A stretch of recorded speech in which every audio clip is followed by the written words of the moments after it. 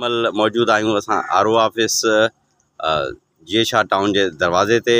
हिते ॿिनि ॾींहंनि खां ही साईं नूर अहमद कासमी जेको सुन्नी तहरीक तरफ़ां यूसी चेयरमैन जो उम्मीदवार हो, ॿिनि ॾींहंनि खां हिन दरख़्वास्त ॾिनी त रिकाउंट कया वञनि वोट। हिते ॿिनि ॾींहंनि खां ही कंटिन्यू मौजूदु आहे, अॼु वरी आयो आहे।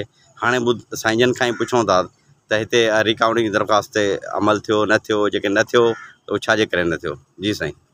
बिस्मिल्लाह रहमान रहीम। असां यूसी 7 जा उम्मीदवार आहियूं। मां चेयरमैन आहियां। हेॾो मूंसां गॾु जेको आहे Hakim Ali Chandio, ward 3 general councillor, ऐं हेॾो PTI जो असांजो दोस्त जेको चेयरमैन जे सीट ते बीठल आहे। अर्ज़ु इहो आहे त असां दरख़्वास्त ॾेई वियासीं ऐं उन वक़्तु उन्हनि चयो त असां इन ते बाक़ाइदे अमल कराईंदासीं ऐं ॿीहर जेका आहे ॻणति कराईंदासीं।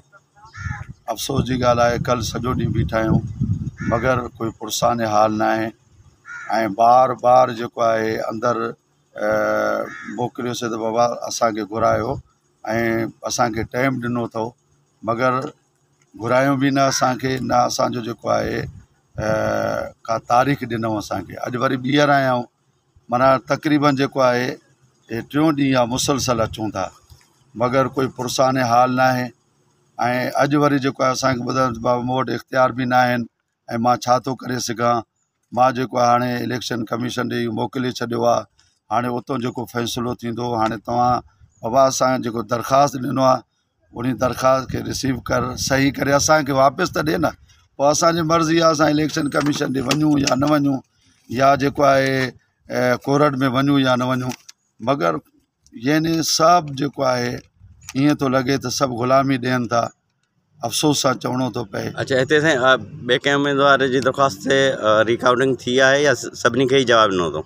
न थी आहे। जीअं पंहिंजो दवाख़ान ऐं PTI जा जेके उम्मीदवार हुया, दवाख़ान हुयो, यासीन बार साहब हुयो, ऐं उन्हनि जे मुखालिफ़त में शफ़ीक पीरज़ादो जेको पीपल पार्टी जो हुयो, उन्हनि दरख़्वास्त ॾिनी, उनजो जेको थियो ऐं शफ़ीक पीरज़ादे खे जेको आहे खटरायूं।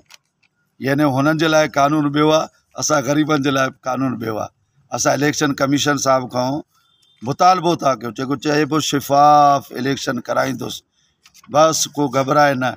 असां नथा घबरायूं। असां सां जेका ज़्यादती थी आहे ॿीहर इलेक्शन थिए ऐं जिन जेको आहे ज़्यादती कई आहे उनजे ख़िलाफ़ु कानूनी कार्रवाई थिए। हाकिम चांडियो साहब, तव्हां जेको आहे वार्ड जे जेको आहे काउंसलर लाइ दरख़्वास्त ॾिनी